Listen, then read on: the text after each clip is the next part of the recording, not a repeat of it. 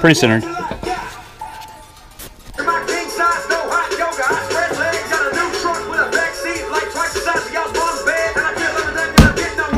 So these bearing races, I was able to push them just in by force, and they stop on that little adjustable tension. Make sure you got nice clean bearing races too, where the carrier bearings are going to go on. You don't want no dirt in there.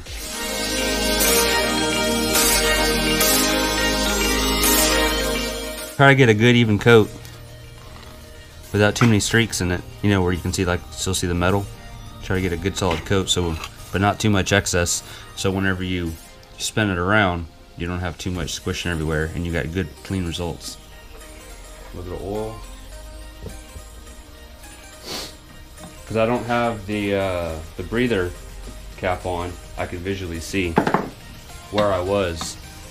You can't see where when it's rubbing, but you can kind of get an idea of where it's at. I'm gonna pull all the bolts back out so I can see where how the pattern looks.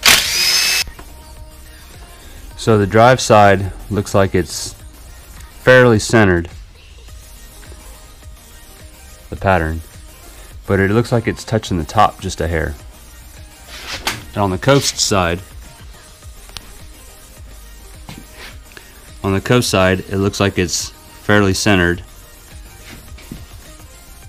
but it's not touching the top or the bottom.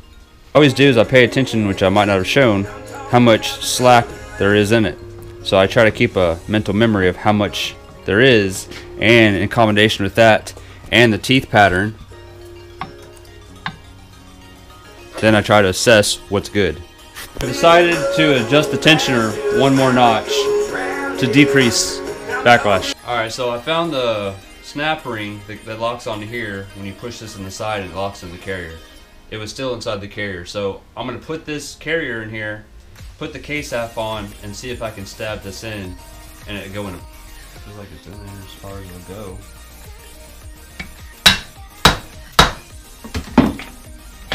Oh, it's turning the spiders. So now I got to pull the bolts off since I got the shaft stabbed in right, and I need to clean up the surfaces to get ready for gasket sealer. You still count how many times I pulled this apart? Is from the factory they use some kind of clear, thin gasket sealer.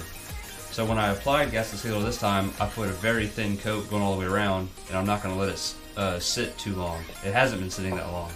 So that way we can try to compress most of it out, but it still have a little bit remaining. Because it's going to throw off our spacing. So this might be a bad idea. I don't know.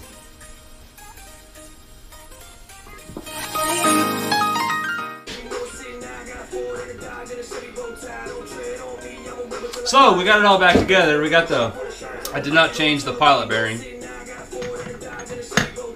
it ain't broken, don't fix it. I'm waiting on that other bearing on the end, which is the same bearing as these other two tensioners. Alright, so on this gear, on this axle shaft, I had to rig up my 3-point jaw puller with my slide hammer. Because there's a snap ring that's inside here.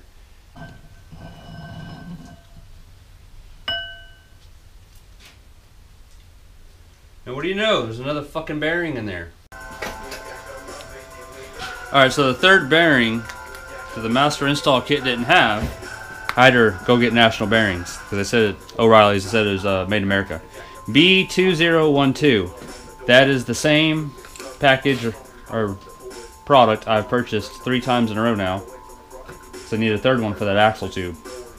All of them look like this. They've got that little spacer in there.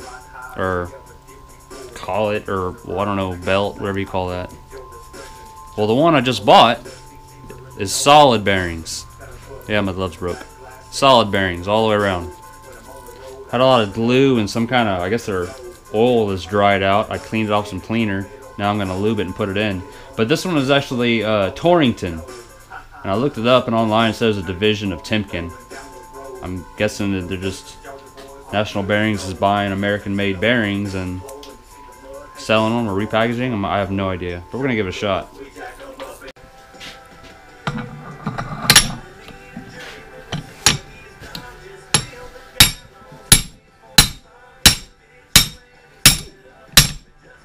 It's going.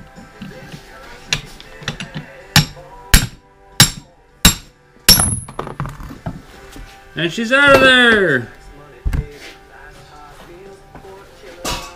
So I used 25. Oh, real good. Yeah, slather it. So hard to squish the bearings. That's it. That is it. It's a done deal.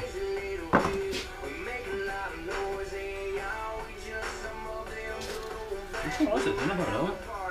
Oh, we're gonna put that one in.